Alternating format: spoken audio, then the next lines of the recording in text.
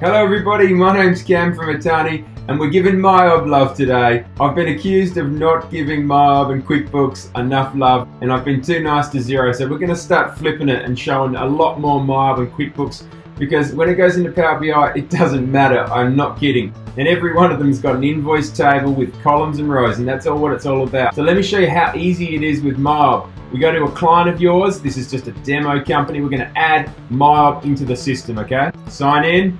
Choose the company, we're just going to do the sandbox, and you are done. If you've got a consolidated entity, add 5 MYOB files, add as many as you like. They all bunch together and let's go play in Power BI. Straight out of the box from that, we just give you a dashboard. So we give you a dashboard, budget the actual. We hook it up to the budgets in MYOB. If you don't have budgets in MYOB, we'll just hook it up to last year, add 7.5%. So this is the standard dashboard you get out the box. If you've heard me before, you know I don't like dashboards on desktops. We go to mobile.